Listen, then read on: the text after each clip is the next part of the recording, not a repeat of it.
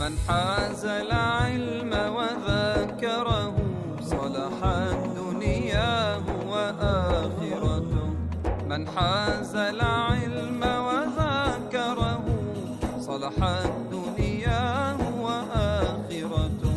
فأدم للعلم مذاكرة فحياة العلم مذاكرة. فحياة العلم مذاكرة.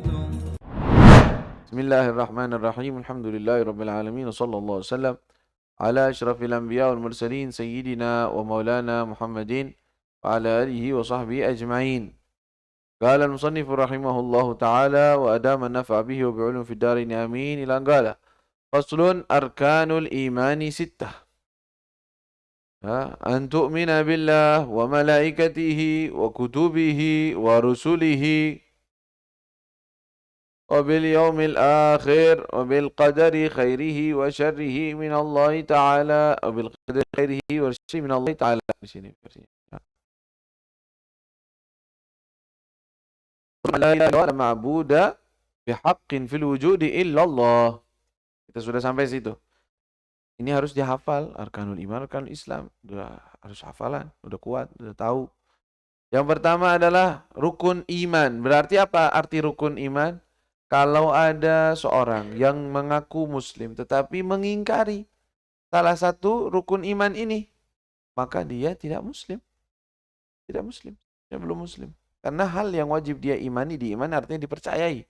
Tanpa ada keraguan. Iman artinya adalah suatu keyakinan tanpa ada keraguan. Bukan kayaknya, katanya, bukan. Saya meyakini. Itu arti iman. Harus meyakini rukun-rukun ini. Hal-hal ini yang disebutkan. Kalau ada salah satunya yang dia pungkiri, dia ingkari, ya maka bisa keluar dari Islam. Mengingkari misalnya ada Tuhan, ada Allah. Atau mengingkari bahwa ada para Rasul, nggak ada. Atau mengingkari malaikat. Katanya, Anda nggak pernah lihat malaikat, Anda nggak percaya ada malaikat. Dia Muslim, Anda status Muslim. Tapi untuk percaya malaikat, Anda nggak percaya. Itu omong kosong. Anda nggak pernah lihat. Kafir hada. Hada laisa muslim. Kafir. Kok bisa dianggap kafir padahal dia kan syahadat la ilaha illallah. Iya. La ilaha illallah artinya apa? Tidak Tuhan selain Allah. Muhammadun Rasul. Lah ini kan dibawakan oleh Nabi. Emang siapa yang ngomong bahwa ada malaikat? Saya bilang. Nabi Muhammad. Kok katanya percaya bahwa Nabi Muhammad utusan Allah? Kayak mengingkari sesuatu yang Rasulullah sampaikan. Paham di sini? Kok bisa seseorang dianggap tidak muslim kalau seperti itu? Atau mengingkari hari akhir. Atau kitab-kitabnya Allah. Ya enggak, Allah enggak pernah turunin kitab apapun. Adalah Al-Quran. Kafir. Ayo men. Ya kalau Rasulullah datang mau apain? Para Nabi datang mau apa? Gimana? Atau dia mengingkari hari akhir. Abdul gue tidak bilang. Muslim katanya tapi hari akhir. Qiyamah mau apa? Orang dibangkitkan lagi. Ya itu. Nanti orang tuh mati. Terus nanti dia reinkarnasi. Masuk lagi. Dari mana ini pemikiran? Mereka nonton film? Nah, ini film-film ada agaid fasidah. Akidah-akidah salah. Yang mereka ingin memberikan kepada orang-orang akidah yang nggak masuk akal. Nggak benar. Nggak dari sumbernya dari Nabi atau dari Rasul. Bukan dari Allah. Atau takdir Allah. Mengingkari takdir. Nggak ada takdir Allah. Semua terserah kita. Kita yang milih. Bukan takdir dari Allah. Ada kadzalik yukur. Yahiduh. Baik. Makna antuk min billah, apa artinya sih engkau beriman kepada Allah? Artinya ya, engkau harus meyakini bahwa Allah itu ada, maujud. Dan Allah itu satu. Ya, tidak ada sekutu bagi Allah Subhanahu wa taala dan dialah yang hanya berhak untuk disembah. Dan kita harus meyakini bahwa Allah Subhanahu wa taala muttasifun bikulli kamal. Memiliki sifat kesempurnaan dalam segalanya. Itu hal yang wajib kita imani.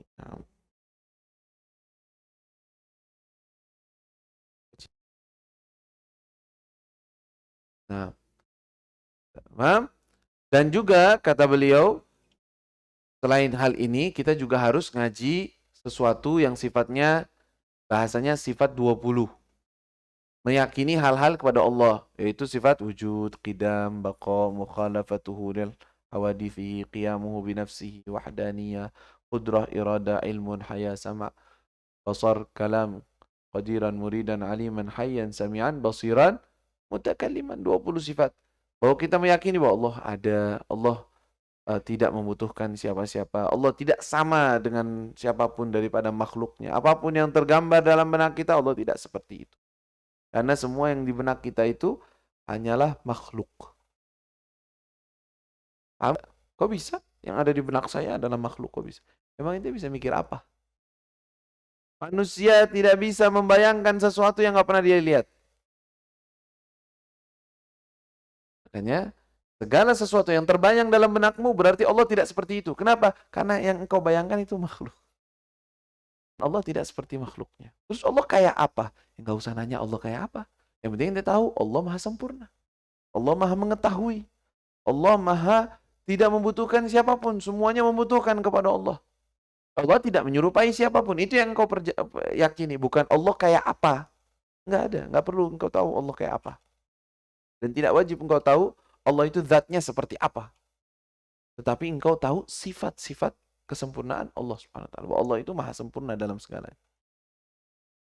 Ya, itu wajib kita yakini. Dan wajib meyakini yang sebaliknya. Kalau udah yakin yang ini berarti Allah tidak mungkin membutuhkan makhluk. Allah tidak mungkin menyerupai makhluk. Allah tidak mungkin dianggap tidak ada. Gitu. Ya. Maka ini hal ini dan juga wujudullah Subhanahu wa taala. Kadang-kadang ini kita bagi orang muslim, oh wujud sudah jelas, sudah ngapain. Tapi ada sebagian orang-orang yang termakan dengan pemikiran-pemikiran yang kata mereka ilmiah, sains, kayaknya pakai bahasa Inggris atau bahasa Latin. Sains ini itu bahwa manusia itu berasal dari kera. Nenek moyangnya adalah monyet, jadi perubahan dari itu jadi manusia. Berarti dengan itu membatalkan ucapan Al-Quran bahwa manusia dari Adam. Membatalkan ucapan Al-Quran dari mana ente? Emang itu adalah kenyataan atau itu hanyalah sebagai teori? Jadi kalau baca yang benar, biar nggak salah paham. Teori kok bisa dijadikan kenyataan? Teori itu orang ngeliatin fosil, fosil udah jadul, udah rusak, udah sebagian doang yang dia lihat. Ini ada miripnya manusia nih. Bilang mirip manusia, kalas katanya ini nenek moyang manusia. Lah enak bener ente. Dari mana ente? Terus satu orang lagi yang mencetuskan. Dipercayai. Lah, nggak kayak gitu. Itu bukan ilmiah. Tetapi itu hanyalah teori. Kalau ilmiah itu engkau nyata langsung kelihatan depan mata. Ini teori. Teori orang bisa ngomong apa aja. Entah itu teorinya masuk akal, ilmiah atau tidak. Tapi teori tetap aja. Bukan fakta. Bedain antara fakta dengan teori. Faktanya apa yang dibawakan oleh Allah. Kenapa? Yang ngasih tahu, yang membuat. Dapat bocoran langsung dari yang bikin. Yang bikin manusia siapa? Allah. Allah kasih tahu. Kalian semua ini diciptakan dari Adam aslinya. Udah. Alhamdulillah. Gak usah pakai fosil, gak usah pakai apa. Nanti tahu dari Allah. Tak penciptanya. Wah, emang itu bisa ketemu Allah, bisa tahu. Kan ada Rasulnya. Mereka Rasul dari siapa? Dari Allah. Hakata. Berarti kita harus beriman terhadap sifat-sifat Allah. Berarti ada sifat yang wajib, sifat mustahil, sifat jaiz, sifat yang boleh bagi Allah. Maksudnya boleh itu bukannya boleh, nggak boleh, bukan. Maksudnya sifat yang terserah Allah, kehendak Allah. Yang itu apa? Menciptakan sesuatu yang Allah mau, menghancurkan sesuatu yang Allah mau. Kullu mungkinin kafa'lihi. Mengerjakan sesuatu. Allah mau ngancurin dunia semuanya nggak jadi. Ada yang mau protes? Allah mau jadikan dunia lagi, ganti yang lain. Boleh. Mau dibikin semuanya begini. Boleh. Terserah Allah. Miliknya Allah. Ada jaiz. Jaizun fi haqqillah subhanahu wa ta'ala. Apa aja. Ya, menciptakan ini, memberikan ini duitnya lebih banyak dari yang ini lebih miskin dari yang ini sakit-sakitan, yang ini hidupnya enak. Terserah Allah. Allah mutlak punya Allah. Kan nggak ada yang bisa ngurusin itu. Nggak ada yang bisa protes dalam hal tersebut. La ilaha illallah. Nah, kita wajib tuh antu'min billah. Tentunya pembahasan ini sebenarnya bab ilmu tauhid. Ya, ngaji kitab Aqidatul Awam, ngaji kitab Durusut Tauhid, ngaji kitab-kitab tauhid, Aqidatul Islam. Itu semua menjelaskan lebih detail. Tapi di sini globalnya, global arkanul iman kita akan sedikit membahasnya. Oh malaikatihi, tu'min billah, engkau beriman kepada Allah. Dan malaikat-malaikatnya, siapa malaikat-malaikat Allah? Makhluk khusus. Allah ciptakan dari nur. Nur itu bukan cahaya, bukannya bau, bukannya cahaya kayak sesuatu kayak kita, cahaya kan kelihatan. Lah, nur itu syai' akhar, makhluk. Ya, sesuatu yang lain lagi. Makhluk khusus Allah ciptakan, sifatnya mereka adalah hamba-hamba Allah mulia, punya akal pikiran, tetapi tidak memiliki syahwat. Punya akal sehat, mikir, ngerti, tahu mana yang baik mana, tapi nggak punya syahwat. Dan mereka tidak membutuhkan makan dan minum dan tidak beranak dan tidak berkembang biak kayak manusia. Makhluk lain akhar Allah ciptakan khusus. Sifatnya taat kepada Allah SWT terus-terusan. Ibadul mukramun. Kata Allah SWT dalam Al-Quran, la ya'sunallaha ma amarahum wa yuf'aluna ma yu'marun. Mereka tidak pernah maksiat kepada Allah dan mereka mengerjakan semua yang diperintahkan. Dan mereka memiliki keistimewaan dari Allah. Salah satunya, mereka ini bisa berubah wujud atau menjelma seperti manusia. Bisa. Berubah bentuk mereka seperti manusia, bisa. Dia malaikat padahal. Malaikat rupanya kayak apa? Ya makhluk khusus Allah SWT ciptakan. Tapi mereka bisa berupa seperti manusia. Dan Sayyidina Rasul SAW, Sayyidina Jibril alaihissalam sering datang kepada Rasulullah dengan rupa manusia. Datang kepada Nabi. Dan seringnya nggak ada orang lihat. Seringnya nggak kelihatan sama orang. Tapi kadang-kadang terlihat. Kadang-kadang. Salah satunya di dalam hadis Jibril, hadis yang masyhur. Ata yawmin tala alaina rajulun shadidu bayadul thiyab, shadidu sawadil sya'ri, la yura alaihi atharus safar, wa la ya'rifuhu minna ahad. Gak tahu siapa nih orang. Datang kepada Nabi, ngomong, ngobrol. Mereka semua lihat. Foto itu Jibril. Nah, itu berupa manusia dan kelihatan. Dan kebanyakan nggak kelihatan. Seringnya tidak terlihat oleh orang-orang. Dan itu yang paling ringan bagi Nabi SAW untuk ketemu dengan Jibril dengan rupa manusia. Tapi kalau dia ketemu dengan yang lainnya, turun wahyu dengan yang lainnya, biasanya lebih berat pada Rasul SAW. Dan mereka ini, jumlah mereka nggak ada yang tahu kecuali Allah Subhanahu Wa Taala. Dan itu mereka punya tugas macam-macam. Bukan karena Allah membutuhkan mereka, tetapi itulah kekuasaan Allah. Bagaimana manusia?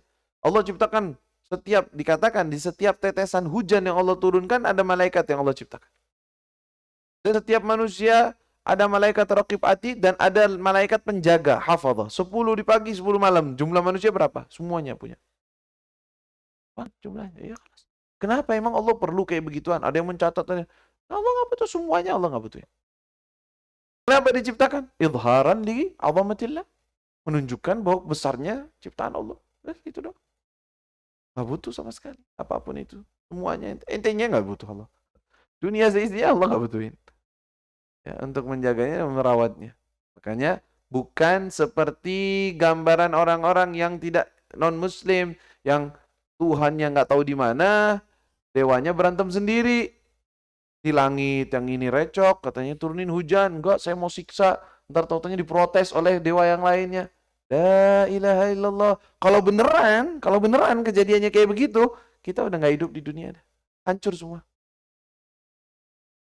Ya bisa hidup dong. Yang satu katanya protes, yang satu katanya mau naik ke langit, yang satu lagi katanya dewanya salah satunya cemburu sama yang lain, kawin sama ini. Haula wala quwwata illa billah. Akhir malaikat. Kalaupun udah gitu disembah. Satu yang ini yang nurunin hujan, kita sembah yang model ini. Oh, yang ini yang buat rezekinya biar padinya ini, kita nyembahnya model ini. Yang ini pengennya mazhar kekuatan, berarti nyembah dewa matahari. Insyaallah. Alihah. Yu'bad. Akhirnya jadi alihah. Itu Tuhan. Enggak. Islam mengakui bahwa hal semua ini terawat memang oleh malaikat, dijaga betul. Mirip kan? Tapi beda. Mereka mentuhankannya. Dan mereka tidak meyakini bahwa mereka maksum. Mereka terjaga. Mereka ini tidak memiliki hawa nafsu. Kalau punya hawa nafsu repot malaikat. Kata Israfil atau apa. Kesel sama manusia. Setiup aja sekarang. Repot. Habis semua. Lah gimana? Israel. lewat sama orang, ini orang kurang ajar, Anda cabut-cabutin aja nyawanya. Biar cepat pada mati. Orang-orang jahat Anda cabutin semua. Yang punya mamlakah siapa? Yang punya kerajaan Allah. Mereka cuma patuh. Israel nanti ini datanya orang bakal mati semuanya, nanti cabutin. Kerjakan. Padahal yang mencabut semuanya Allah. Ambil semua Allah, yang ngasih data ke dia Allah. Yang ngasih ketetapan Allah. Yang malaikat yang Mikail atau yang lainnya rezeki manusia bawa ke sana, bawa ke sini, Allah yang ngasih. Mereka nurut aja. La ya'sunallaha ma amarahum wa yaf'aluna ma yu'mar. Ciptaan Allah yang mulia. Ya, Allah SWT jadikan mereka mulia, dan yang wajib kita yakini dan imani nama-nama mereka ada 10 malaikat, Jibril, Mikail, Israfil, Azrail, Munkar, Nakir, Raqib, Atid, Ridwan, dan Malik. Malik sebagai penjaga neraka, Ridwan sebagai penjaga surga, dan juga Munkar, Nakir sebagai yang bertanya di dalam kubur, Azrail, Malakul Maut disebutnya, dan juga Israfil yang meniup sangkakala. Mikail adalah muwakkal bil amtar atau arzaqil ibad. Ya, Mikail. La ilaha illallah. Ada malaikah, kita beriman kepada Allah. Terus apa lagi yang kita imani? Wa kutubihi, dan kitab-kitabnya. Ya, kitab-kitab yang Allah turunkan. Jadi yang wajib kita imani kitab-kitab Allah, bahwa Allah telah menurunkan kitab-kitabnya kepada para nabi. Kita iman. Terutama yang 4 kitab yang disebutkan di dalam Al-Quran. Injil, Taurat, Taurat, Injil, Zabur, dan Al-Quran. Itu 4 kitab disebutkan dalam Al-Quran. Yang lainnya Suhuf Nabi Ibrahim, Suhuf Musa, kita percaya. Dan kitab-kitab yang Allah turunkan semua kita percaya. Terus datanya, dalamnya gimana? Percaya atau enggak? Kalau data dalamnya karena sudah tidak bisa diambil lagi, maka kita tidak percaya, tidak ingkari. Kita bisa ngingkarin kalau sesuatu yang berbau, yang bertolak belakang dengan akidah Islam dan yang lainnya. Ya, seperti meyakini Tuhan ada lebih dari satu dan semacamnya. Kita ingkari. Karena kenapa? Bukan mengingkari kitab sucinya, tetapi mengingkari isinya, karena isinya sekarang ini sudah banyak dirubah yang selain Al-Quran. Maka kita percayanya itu, jadi kalian percaya nggak sama kitab Injil? Percaya. Injil diturunkan kepada Nabi Isa. Ya udah nih, kalian ikutin dong, baca dong Injilnya. Enggak. Injil versi yang kalian baca ini banyak versinya. Coba tanya mereka, ada versi berapa? Ada versi fulan, ada versi fulan, ada banyak bener. Yang sahih yang mana? Dan ini ada sanadnya enggak? Kalian meriwayatkan dari siapa? Fulan ini meriwayatkan dari siapa? Tahu enggak? Enggak tahu kan? Kalau Quran kita ada. Ada sanadnya kullu. Mutawatir, jelas.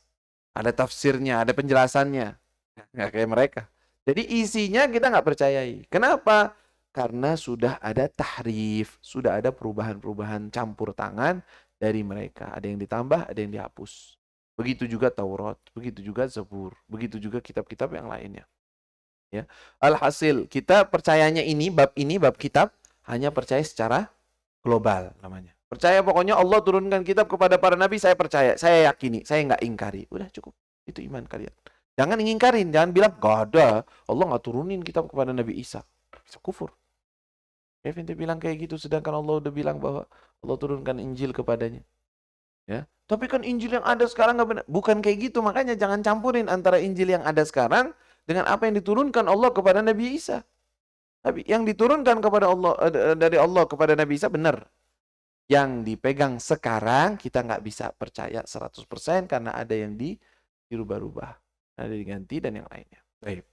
Kemudian iman kepada Rasul wa rusulihi, wajib beriman kepada para Rasul bahwa Allah Subhanahu wa taala mengutus para Rasul, manusia pilihan Allah, dan mereka ini adalah orang-orang yang sifatnya laki-laki. Rasul pada laki, nggak ada yang dari perempuan. Kemudian mereka ini maksum, terjaga dari perbuatan dosa. Kemudian mereka ini adalah orang-orang yang memiliki sifat-sifat apa? Tabligh amanah, tabligh fatanah.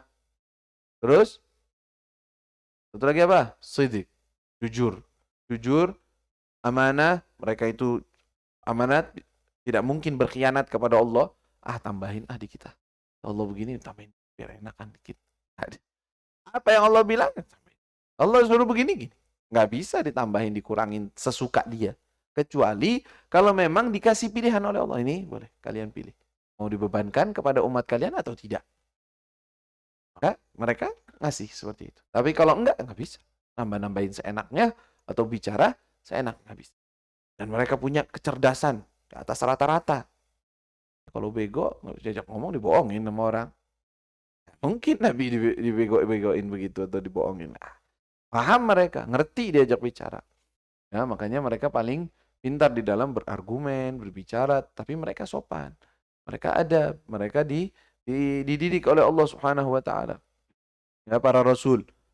La ilaha illallah, dan jumlah mereka banyak, ya. Tetapi di dalam kitab Safinatun Najah atau kitab Nailur Raja disebutkan anna adadar rusul 313.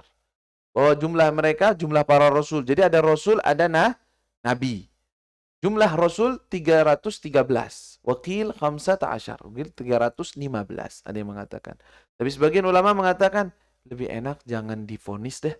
Takutnya kita bilang 313, ternyata hakikatnya 315, berarti yang dua kita ngingkarin dong. Bahaya juga ya. Iya. Makanya kita meyakini, makanya para rasul semuanya kita beriman kepada mereka. Jumlah mereka entah 313 atau 315 atau lebih atau kurang, pokoknya semua rasul kami percaya. Begitu. Ya. Dan juga kalau nabi itu jumlahnya banyak, lebih banyak daripada para rasul. Kemudian wajib yang dia imani daripada rasul adalah 25. Yang kenapa 25? Bukannya jumlah rasul 25 loh. Tapi yang wajib diimani nama-nama mereka, bahwa mereka rasul. Siapa mengingkari, mengatakan salah satu dari 25 itu adalah bukan rasul, maka tidak beriman, waliyadzubillah. Ingkarin sesuatu yang wajib diimani. Dia bilang enggak, Adam bukan rasul. Astagfirullah, Allah bilang. Atau mengingkari Nabi Yakub itu bukan rasul, itu nabi biasa aja. Kan seperti versi-versi orang Yahudi atau Nasrani, mereka seperti Nabi Daud, Nabi Sulaiman mengingkari. Bilang Daud mah raja doang. Sulaiman raja aja. Nabi. Siapa? Nabi. Allah SWT udah sebutkan. Rasul, para rasul dan nabi itu. Maka mengingkari seperti itu adalah keluar dari Islam. Alhamdulillah. Harus kita imani itu semua, yang 25 rasul. Dan yang paling afdal dari semua itu adalah ulul azmi. 5 rasul disebut ulul azmi yang memiliki kesabaran tinggi. Yaitu siapa? Nabi Muhammad SAW. Kemudian urutannya Nabi Ibrahim alaihissalam. Kemudian Nabi Musa. Kemudian Nabi Isa. Kemudian Nabi Nuh alaihissalam. Semuanya itu ulul azmi minar rusul. Ya. Allah, kita sudah tahu tadi kewajiban atau sifat yang harus ada pada setiap rasul, yang kita harus yakini bahwa para rasul itu adalah siddiq, amanah, tabligh, fatanah. Mereka semua adalah maksum. Ya, maksum, terjaga dari perbuatan maksiat. Maka kalau ada perbuatan ini kan maksiat dari fulan, itu bukan maksiat bagi rasul. Harus engkau pahami. Bahkan yang dilakukan oleh beberapa rasul yang sifatnya orang-orang kadang-kadang bingung, seperti Nabi Adam misalnya. Kan di dalam Al-Qur'an, wa asa Adamu rabbahu faghawa tsumma ijtabahu rabbuhu fahada. Ini baca dong ayat sebelumnya. Ya, walaqad ahidna ila Adama fanasiya wa lam najid lahu azma. Kami telah mengambil perjanjian dari Adam, kemudian dia lupa. Allah yang bilang, kemudian dia lupa. Dan kami tidak mendapatkan adanya kesengajaan. Walam najid lahu azma. Tapi perbuatan kesalahan yang beliau lakukan, karena yang ngomong Allah, terserah Allah, bahasanya Allah bilang itu maksiat. Fa'asa Adamu rabb. Dia lupa. Dianggapnya maksiat sama Allah. Tapi kalau maksiat yang sifatnya dosa dan sifatnya dia melanggar, tidak. Mereka tidak ada perbuatan melanggar sengaja melakukannya. Melanggar perintah Allah, nggak mungkin. Ya, tetapi dia lupa. Allah yang bilang lupa. Atau kejadian Nabi Yunus yang beliau keburu pergi dari kampungnya, dari kampung orang-orang yang beliau dakwah. Allah udah bilang mereka akan diturunkan azab kepada mereka kalau tidak beriman. Ya sudah, dia jalan sebelum disuruh sama Allah. Bagi dia ini ijtihad. Dari Nabi adalah ijtihad. Tahu ijtihad? Ijtihad itu artinya udah berarti saya boleh jalan gitu. Padahal nggak boleh aslinya. Beliau kira boleh. maka perbuatan dia nggak salah. Kalau ada larangan dari Allah, jangan keluar kecuali begini, pada Allah nggak bakalan keluar. Tapi setelah dia jalan baru tahu, oh, karena keluarnya ini nggak benar nih. Allah nggak nyuruh begini harusnya. Tapi memang nggak ada perintah. Nggak ada keinginan untuk bermaksiat kepada Allah. Makanya Allah menghukum mereka. Tuh, Allah menghukum sebagian nabi atas suatu kesalahan yang sifatnya bukan maksiat, bukan sengaja mau melanggar perintah Allah. Kenapa dihukum? Ya Allah mau begitu, menunjukkan bahwa Allah Subhanahu wa taala yang punya wewenang mutlak atas semuanya. Bahkan ada protes dari Allah kepada Nabi Muhammad SAW. Ketika Rasulullah ngasih izin orang, orang-orang munafikin datang, Rasulullah saya nggak mau jihad ini. Allah turunkan, afallahu anka lima adzinta lahum hatta yatabayyana lak ladina ta'lamu al-kadzibin wa ta'lamu as-shadiqin wa kama afallahu anka, Allah telah mengampuni kesalahanmu. Loh, emang salah Nabi? Enggak salah. Enggak berbuat dosa, enggak. Tapi dianggapnya oleh Allah ini suatu kurang tepat. Kenapa? Kenapa engkau izinkan mereka? Sampai udah ketahuan benar-benar bahwa mereka jujur atau enggak, baru dikasih tahu. Kata Allah. Jangan segera langsung dikasih ampun, dikasih aja begitu. Saking rahmatnya Nabi SAW, saking sayangnya Rasulullah, nggak mau mereka terkena laknat dari Allah atau terkena sesuatu. Ya, berarti semuanya hal tersebut adalah teguran teguran dari Allah kepada para nabi, para kekasihnya Allah Subhanahu wa taala. Maka itu bukan suatu celaan, cemoohan atau kesalahan. Itu harus kita imani. Kemudian juga kita harus tahu sekelumit daripada kehidupan Rasul sallallahu alaihi wasallam, tentang nabi dan yang lainnya, belajar tentang kehidupan nabi. Dan juga kita wajib beriman terhadap hari akhir, yaumul akhir. Wajib beriman kepada hari akhir, nggak boleh diungkiri. Hari akhir itu dimulainya dari mana? Dari alam kubur. Wajib meyakini bahwa di alam kubur ada siksaan dan ada nikmat. Ada orang-orang tersiksa dan ada orang-orang dalam keadaan nikmat. Bukan tidur doang, enggak. Bukan hilang kesadaran, enggak. Ada. Ada alam barzakh dan ada siksaannya. Kemudian meyakini bahwa adanya hari kebangkitan, bahwa semua orang akan dibangkitkan, meyakini bahwa adanya al-mizan, ya, timbangan daripada amalan kita, meyakini bahwa ada surga, ada neraka, ada haud, ada telaganya para rasul, ada semua kejadian-kejadian yang disebutkan oleh Nabi Muhammad tentang hari kiamat, entah itu di dalam Al-Quran atau itu kepada lisannya Rasul sallallahu alaihi wasallam, maka wajib kita imani. Maka kita mengatakan wa kullu ma ata bihi rasulu fa haqquhu at-taslimu wal qabulu. Semua yang dibawakan oleh Rasul taslim, qabul. Imanuna bi yaumil akhiri wajib.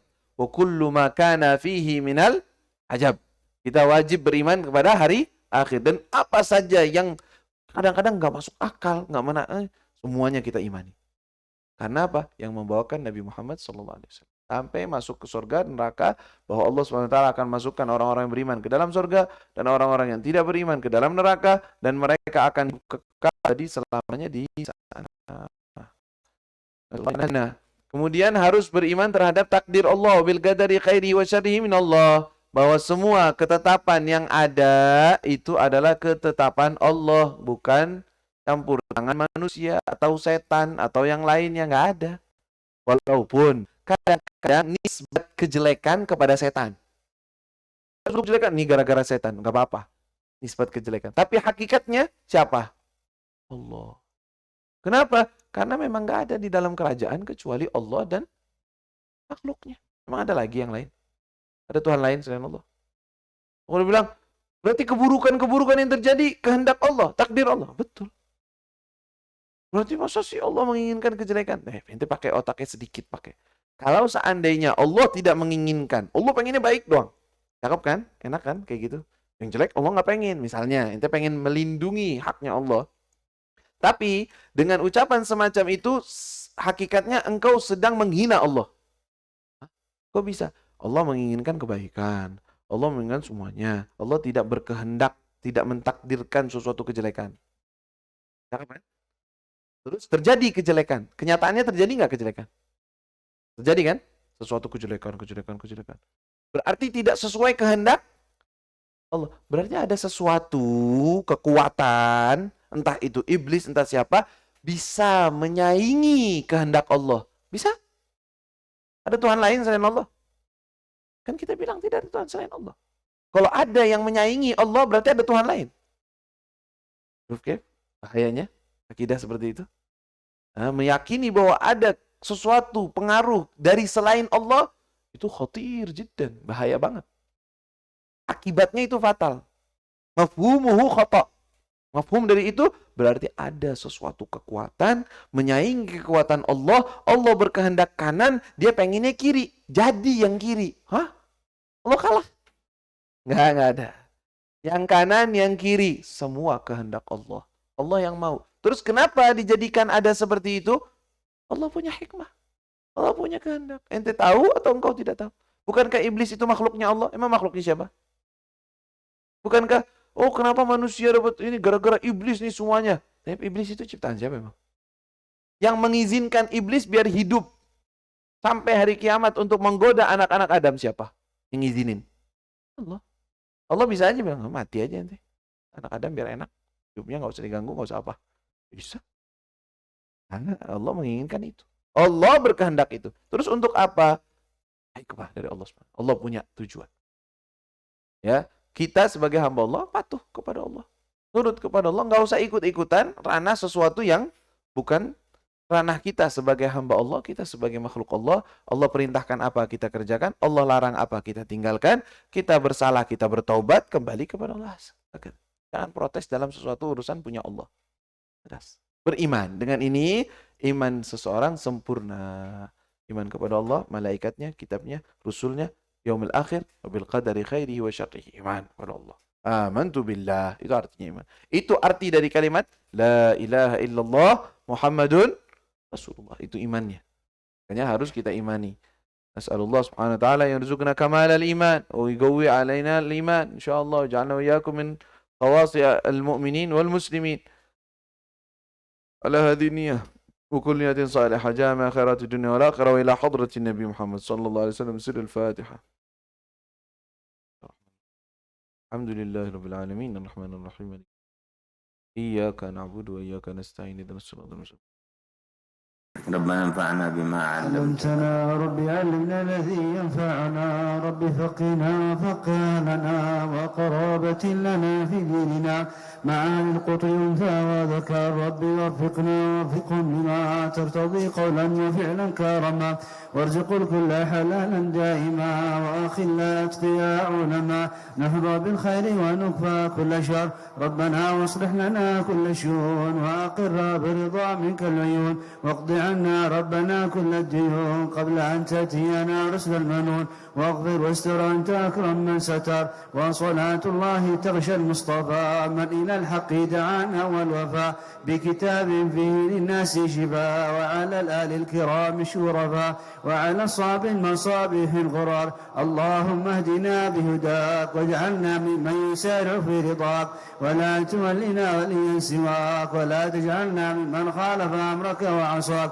وحسبنا الله ونعم الوكيل ولا حول ولا قوة إلا بالله العلي العظيم وصلى الله على سيدنا محمد وآله وصحبه وسلم